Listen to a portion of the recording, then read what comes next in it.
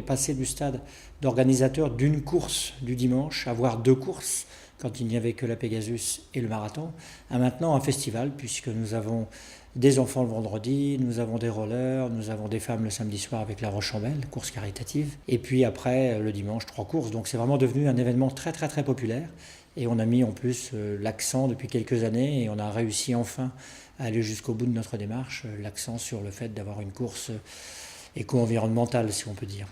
Dans un premier temps, on avait mis déjà des éléments pour pouvoir recycler les différents déchets qu'on utilisait. Il y avait des verres papier et carton recyclables au niveau du bar. Il y avait des containers de différents types et de différentes sortes pour pouvoir mettre ces déchets, triés, déjà collectés. Donc voilà, ça c'est déjà une première démarche. Et puis on a été aussi plus loin sur le parcours, puisqu'on a créé ce qu'on a appelé nous des zones vertes. Alors les zones vertes, c'était tout simplement une zone de dépose des bouteilles. Alors c'est vrai qu'on aimerait aller encore plus loin, on l'a fait sur le 10 km avec des verres en carton pour que les coureurs puissent jeter. Pour un coureur de marathon, un verre, c'est pas assez. Puisque d'abord, il faut demander aux communes qui remplissent les verres, donc aux bénévoles, de mettre qu'un moitié de verre. Si on met un verre entier en courant, il est par terre avant que tu aies le temps de le boire, donc ça c'est dommageable, il a besoin de boire. Et le fait de dire que c'est pas assez, parce que le coureur il va avoir tendance avec une bouteille à en boire un peu, à s'en asperger un peu, parce qu'il a besoin de frais, même si quelles que soient les conditions météo, et à en reprendre un petit peu. Alors c'est vrai que la bouteille te permet de faire ça tranquillement sur 500, sur 600 mètres, voire même un peu plus longtemps. Et donc c'est vrai que la zone verte peut être la chose idéale, puisqu'il va déposer sa bouteille normalement au bon endroit. Plus on avance dans les zones de ravitaillement, plus les zones vertes ont été remplies. Donc plus le coureur a été sensibilisé, il a vu une zone verte au départ, il en a vu une autre, il en a vu une autre, il en a vu une autre, il en a vu une autre, puisque c'est long, un marathon. Et il s'est aperçu que tiens, c'est marrant, ça se répète, donc c'est peut-être là qu'il faut que je mette ma bouteille. Donc il a déjà eu cet acte. Il avait certainement lu avant, c'est à souhaiter, le dépliant qui lui avait été remis. Donc ça, c'est déjà une bonne chose.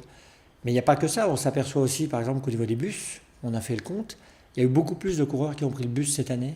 Maintenant, on s'aperçoit qu'on a transporté, par exemple, sur le marathon, plus de 80% du peloton. Donc c'est vrai que c'est difficile pour nous d'aller dire on va faire des choses environnementales sans qu'on nous y aide un peu. Et là, merci la région pour nous avoir donné cette aide-là. Et on va continuer dans ce sens-là. Toutes les occasions sont bonnes pour faire passer ce message d'éco-citoyenneté. Il y a d'abord, bien entendu, la gestion des aspects environnementaux qu'une telle course génère, bien entendu, 10 000 participants, toute une journée ou presque. Il y a tout l'aspect des déchets, tout l'aspect matériel. Mais au-delà, le développement durable, l'éco-citoyenneté, c'est aussi l'ouverture sur des préoccupations à caractère social. Et ils l'ont pris en compte en permettant une grande ouverture de cette course à des publics très très divers. Et ça, je crois que c'est un élément important dans la démarche qui est entreprise à l'occasion de cette course, de ces courses. La région n'est pas là pour donner des instructions précises, elle est là pour rappeler que le développement durable, c'est une affaire d'environnement, c'est aussi une affaire d'attitude, de solidarité.